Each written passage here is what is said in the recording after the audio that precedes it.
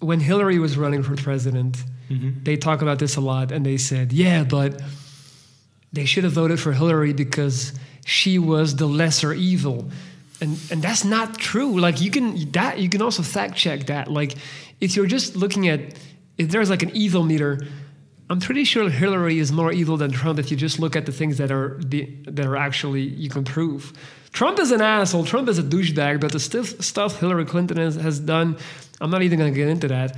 What was interesting though was that apparently when the Republican Party was still figuring out, when they still had their different candidates, and there is proof of this, Hillary told all of her contacts in the press, please big up Trump.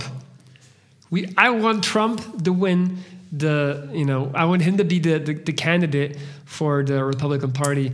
I believe the strategy is called the piped piper strategy. You can, if you're listening, piped piper, I believe, where you manipulate who you're going to run against, because that way you eliminate the people that you actually consider to be a bigger threat. Because it was like, ha ha ha, if we get this, this dumbass to run, it's going to be easy. And that's what they did. They ended up propping him up. He turns out to be the candidate for Republicans, and then, well, the rest is history. But just this whole thing where it's like, I feel like from the outside looking in, again, if you really want active change, then people should have voted for Bernie Sanders. But then if any American that again, from the outside looking in, Bernie looks like a great candidate, but any from American... From our European point of view. Right. Which is not... it's always about framing. Media and politics especially. It's... But framing. Americans don't like black this guy. And white. There are there's always some key points highlighted with and he's connected with some terms, and it's socialist, it's communist, and it's enough to not vote. That's on him. enough. But if we look at it and its proposals for healthcare from a European point of view, it's like okay, yeah, it's the minimum. It's the minimum. And then then they talk about we like it, and we are not a socialist communist country. We are, I think, the insider, the entire Western world, and probably the whole world is just capitalist, clear. I love it when they talk about, well, where are they going to get the money for this healthcare? And then literally, like, not too long ago, again, please fact check this, but I believe this $350 billion thing got passed to invest $350 billion into the military complex. So that's like, it's like, okay, this, I know it's a typical hippie opinion to have, like, hey, why don't you make less war? The fact of the matter is, a big part of the American economy is based on, if you look at the course of history, it directly correlates, with the successes of America. They correlate with war. That's when their economies strive, when they're able to go to war. You're referring to? I believe like the last 100 years.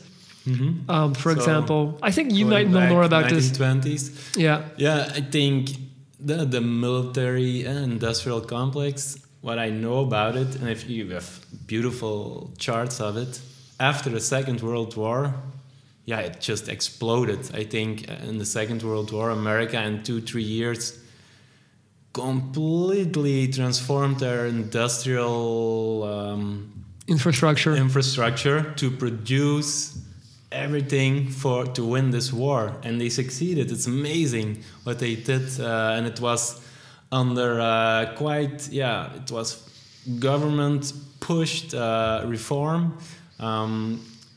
It was not a choice for the companies.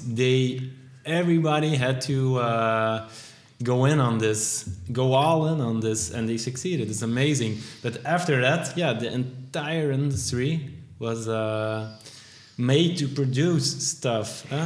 And they just looked for angles to use this shit. You got like you can only make this many bombs until you actually have to use some of these bombs. And then war is one, but another one is the industrialization of their agriculture, and it's just also very clear that they increase the scale on which to produce crops, and so they could use machinery for it. Do you need help making better decisions in your life? Are you lacking self-confidence and motivation to get things done? Hire me today and get a direct daily line of communication with me through video chat and audio messages. I operate on a week-to-week basis, so no long-term investment is required. 7 straight days of Viking advice will get you right on track. Email me at lorenz.dries@gmail.com and change your reality. I'm ready